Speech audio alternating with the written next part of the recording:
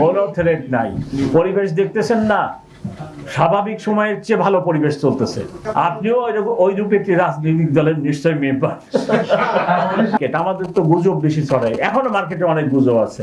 আমরা ওইভাবে তো অ্যানালাইসিস করি নাই, আমরা অ্যানালাইসিস করছি মেট্রোপলিটন সিটিতে দুই পদের কেন্দ্র থাকবে, একটা হলো গুরুত্বপূর্ণ আর একটা হলো সাধারণ। আমরা সেইভাবে অ্যানালাইজ করছি এবং গুরুত্বপূর্ণ নজরুল কয়টা? গুরুত্বপূর্ণ হচ্ছে 1614টা গুরুত্বপূর্ণ আর 517 হলো সাধারণ ভোট কেন্দ্র।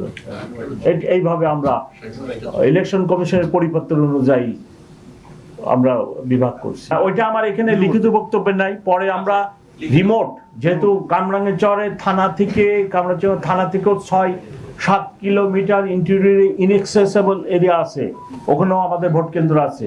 সাতারকোল, তারপরে ওদিকে আরেকটা কি গ্রাম আছে, বেড়াই।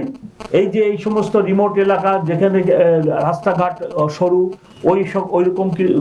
ওইরকম ইনএক্সেসিবল, এইসব চিন্তা ভাবনা করে পরবর্তীতে আমরা এই প্রোগ্রামের বাইরে যে আরো 37টা ভোট কেন্দ্র চিহ্নিত করছি, যেখানে আমার পুলিশ অফিসারের সংখ্যা 7 জন করে থাকবে।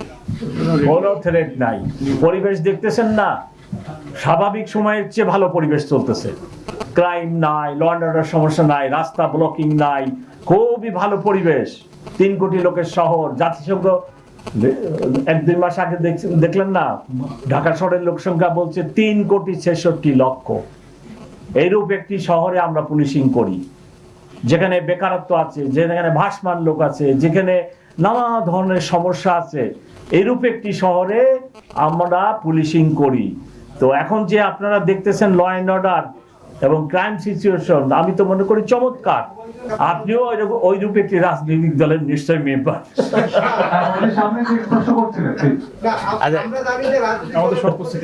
আমাদের সব প্রস্তুতি আছে, প্রস্তুতি করার সুযোগ নেই। একটা গেম যখন হয়, একদল পরাজিত হয়, একদল জয়লাভ করে। আমাদের দেশের কালচার তো হইলে আবার এরকম যে পরাজিত হইলেই আমার এই হয়েছে। কালকে আমার রুমে একজন ভদ্রলোক এসে বলতেছে ভোট কারচুপি হবে। আমি বললাম ভাই 2 দিন, এখন 3 দিন বাকি আছে, কিভাবে কারচুপি হবে? এই যে নানা গুজব এখন এই মার্কেট, আমাদের তো গুজব বেশি ছড়ায়, এখনো মার্কেটে অনেক গুজব আছে। দেশে দেশে সবার সাথে দ্য নিউজ।